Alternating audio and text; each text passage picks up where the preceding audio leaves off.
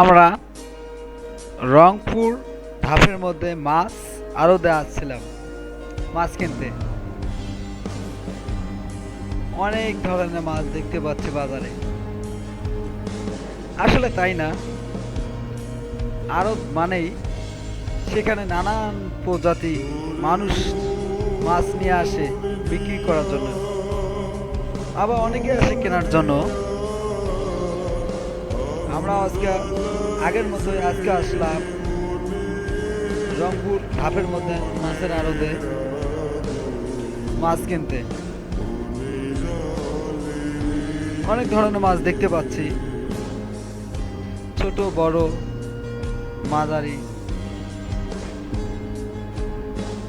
প্রচুর রোদ, রোদে গা গলেই যাচ্ছে।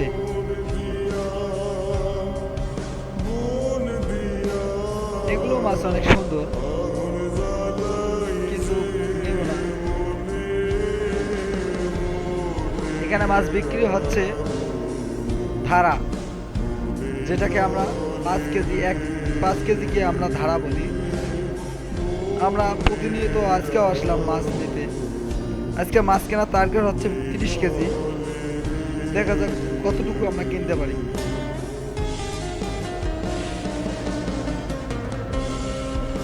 আর ওদের মধ্যে যা পরিস্থিতি দেখলাম, মোটেই ভালো লাগতেছে না।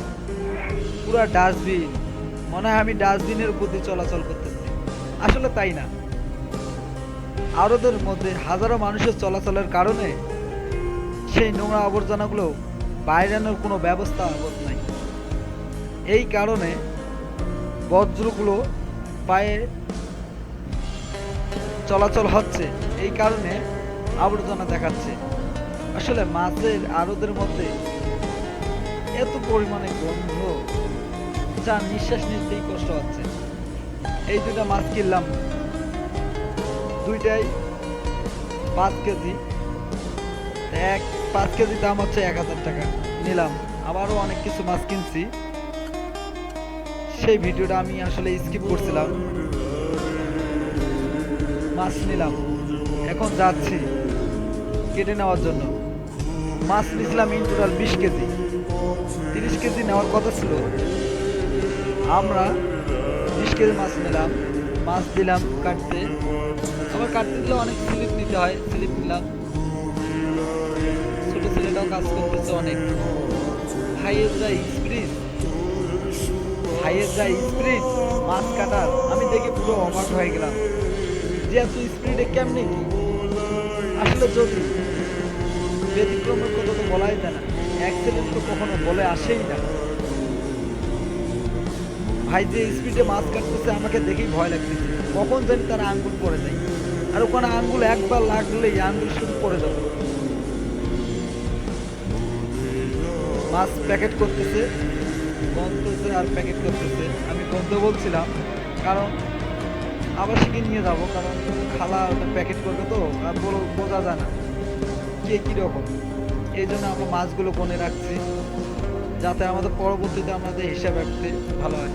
তাৎক্ষণিক পর্যায়ে আসলাম একটু এই দিকে, দেখি শব্দ হচ্ছে, দেখি চাচা আস্ত বরফগুলো ছোট ছোট করতেছে, সেটা মেশিনের মাধ্যমে। আমি দেখি আসলে অনেকটা ভালো লাগলো। যাই হোক, পরিশ্রম কখনো বৃথায় যায় না। চাচার অনেকটাই বয়স হওয়ার পরেও সে তার পরিশ্রমের হাল ছাড়েননি। যাই হোক, বরফগুলো আমি আবার হাতে নিলাম। অনেক পরিমাণ ঠান্ডা, বরফ তো ঠান্ডাই হয়। আসলাম এখানে, ভাই বলতেছি ভাই আজকে ওয়েদারটা অনেকটাই হিট, যা শরীরকে একদম মমের মতো করে দিয়েছে। এখন মাছ কাটা শেষ, এখন আমরা ওখান থেকে বেরিয়ে আসলাম। মাছ নিয়ে অপেক্ষা আছি, ভাই একটা রিস্কা নিয়ে আসতেছে। তাৎক্ষণিক আমি সময়টা দেখলাম, অনেকটাই সময় পেরিয়ে গেল, ঘন্টাখানিক হয়ে গেল। ভাই তাৎক্ষণিক পর্যায়ে একটা রিস্কা নিয়ে আসলো। রিস্কায় করে এখন আমরা যাচ্ছি বাসার দিকে। আমাদের গন্তব্যস্থান, সেই গন্তব্যস্থানে পৌঁছতে হবে। কারণ এতগুলো মাছ নিয়েছিলাম, মাছগুলো কেটে নিলাম, সেগুলো আবার ফ্রিজে রাখবে। এখন খালাকে ফোন করলাম, খালা আসতে চাইলো। এই যে এটা আমাদের অফিস, কাউসার ক্যাডেট কোচিং। যাচ্ছি বাসার দিকে। আসলাম বাসার সামনে, চাচা করলাম ডানে রিস্কাটা।